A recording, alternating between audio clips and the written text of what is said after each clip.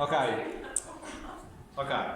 So all we're doing, we're not learning anything new here. We're just applying skills we've already learned.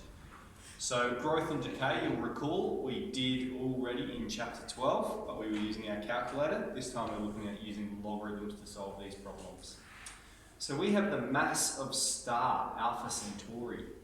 Okay, our nearest star, 2.1 light years away, is given by the equation m of t, so its mass with regards to time, is equal to m naught times 1.12 to the power of t, where obviously m naught is its initial mass, how heavy it was initially, and t is time in billions of years since the Big Bang. Part A, find the mass of Alpha Centauri after 5 billion years. So this just means find m of 5. And so that's going to be m naught times 1.12 to the power of 5. And so our answer is going to be in terms of m naught. We don't know what the initial mass is, but we know after 5 billion years, so this is what it is, m naught times 1.76. So after 5 billion years, its mass has increased by a factor of 1.76, whatever its initial mass is. Okay? Then part B, using logarithms, determine how long it takes for the mass of Alpha Centauri to double. Okay, so that's when, what we're going to have is when our equation is m naught times 1.12 to the power of t, when this equals 2 m naught, when it doubles. Alright, so even though we don't know the initial mass, we can still work out the time it takes to double, because what we're going to do here is just divide both sides by m naught. It's going to cancel, it's on both sides. We divide both sides by m naught. And then we're just solving this equation using logarithms, nice and easy. Log both sides, move the t down, and then you've got t is log 2 divided by log 1.12. Now here it makes sense to get our answer to a couple of decimal places. Log of 2 divided by log of 1.12. And we've got 6.11 billion years. Isn't that amazing? Okay, I do have one more question. Alright. Okay, so this is a good question. So we've got pressure at sea level is 1,013 hectopascals, and it decreases by 12% for every 1,000 meters. So if we think of answering part A, we've got we had P of t is P naught times 1 plus or minus the growth rate to the power of t. Okay, in this example, we've got the initial pressure. Alright, so we've got pressure with regards to height, isn't it? So we're finding P of h. Our initial pressure is 1,013 hectopascals at sea level, and it's decreasing by 12% for every 1,000 meters. So that means we're going to have 1 take away 0.12 to the power of t, and so that's 1,013 times 0.88 to the power of t.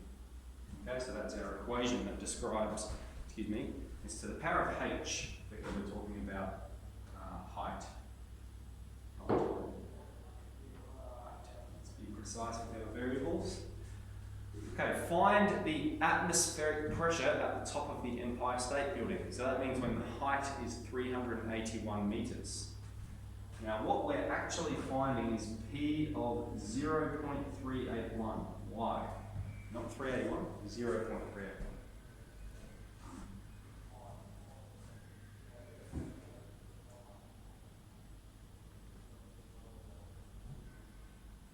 Because it's 1,000 meters and that's... Excellent, 381 meters. So it's because the pressure decreases by 12% for every 1,000 meters. So 381 metres is only 0.381 thousand metres. Okay, so beware of that. So we've got 1013 times 0.88, so the power of 0.381. Let's chuck this in our calculator.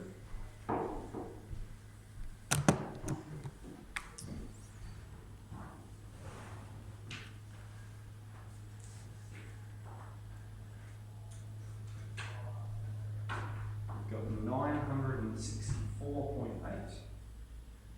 So 965 hectopascals. Okay, that's our answer for part B. Alright, everyone okay with that? Everyone happy while we did 0.381? Good, so then part C. The atmospheric pressure at the top of Mount Everest is 337 hectopascals. Using logarithms, find the height of Mount Everest. So we've got our equation here. This is the pressure. And the pressure equals 337. Does anyone know how tall Mount Everest is off the top of your head? 3,200 feet. Let's have a look. Not sure? Let's have a look. Alright, so our first step is going to be to get rid of this 1013. Okay, remember we want the exponential part by itself. So we're going to move that over there. So we'll have 0.88, so the power of h is 337 divided by 1013. And you could put that to a few decimal places if you want to. I'm just going to keep it in exact form right until the end. Then we're going to log both sides. So we're going to have log of 0.88h, so the power of h equals log of 337 on 1013. And we move the h down.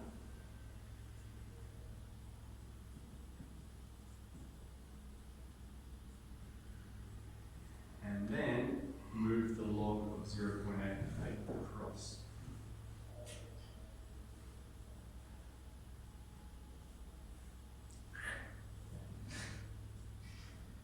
Alright, let's put this in our calculator. Find the height of Mount Everest. We're on the edge of our seats here.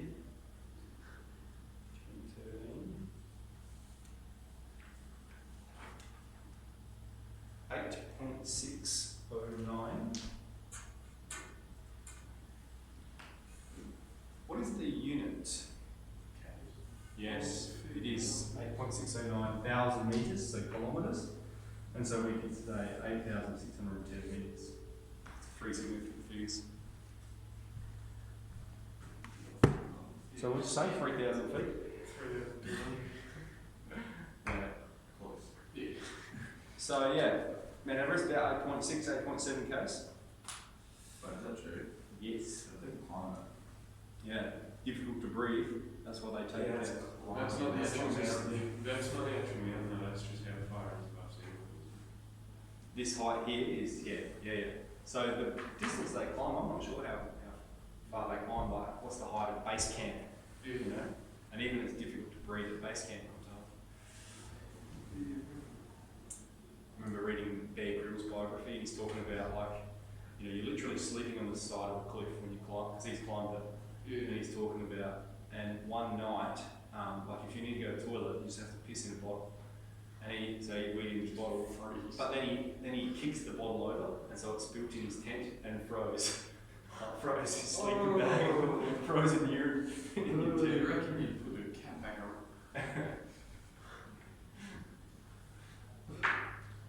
If you were to chuck it over, would it just freeze in the air?